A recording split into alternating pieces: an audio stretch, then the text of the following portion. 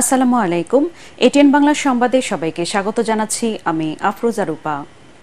কক্সবাজারের সাবেক সংসদ সদস্য আব্দুর রহমান বদির ভাতিজা শাহজাহান মিয়াকে গ্রেফতার করেছে র্যাব। শাহজাহান একজন তালিকাভুক্ত মাদক কারবারি ও টেকনাফ সদর ইউনিয়নের সাবেক চেয়ারম্যান।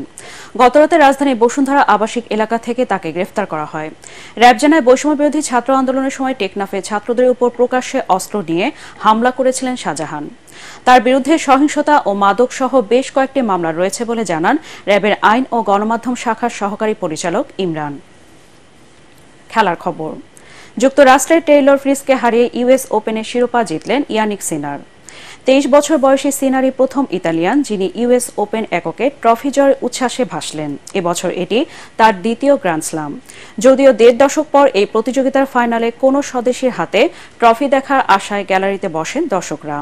তবে প্রথম সেট 6-3 গেমে জিতে সিনার পরিষ্কার করে দেন সেই সুযোগ দিচ্ছেন না তিনি। এরপর দ্বিতীয় সেট 6-4 আর তৃতীয় সেট 7-5 গেমে জিতে ক্যারিয়ারে দ্বিতীয়বারের মতো গ্র্যান্ড স্লাম জিতলেন ইতালিয়ান খেলোয়াড়। উয়েফা নেশনস লিগে স্কটল্যান্ডকে 2-1 গোলে হারিয়ে গ্রুপ একের শীর্ষস্থান ধরে রেখেছে পর্তুগাল। লিসবনে খেলা 7 মিনিটে স্বাগতিক দর্শকদের হতাশ করে স্কটিশদের এগিয়ে নেন ম্যাকটমিনি। যদিও সেই লিড ধরে রাখতে পারেনি তারা। ব্রুনো ফার্নান্দেজের গোলে 54 মিনিটে সমতায় ফেরে পর্তুগিজরা। পুরো ম্যাচে 69% বল দখলে রেখে স্বাগতিক দল প্রতিপক্ষের পোস্টে শট নেয় 26টি। অবশেষে 88 মিনিটে ক্যারিয়ারের 901 নম্বর গোল করে দলকে জিতিয়ে মাঠ ছাড়েন ক্রিস্টিয়ানো রোনালদো। জমে উঠেছে ওভালে তৃতীয় টেস্টের খেলা। তৃতীয় দিন শেষে শ্রীলঙ্কার প্রয়োজন 125 রান আর ইংল্যান্ডের দরকার 9 উইকেট। এর আগে 5 উইকেটে 211 রান নিয়ে তৃতীয় দিনে খেলা শুরু করে শ্রীলঙ্কা।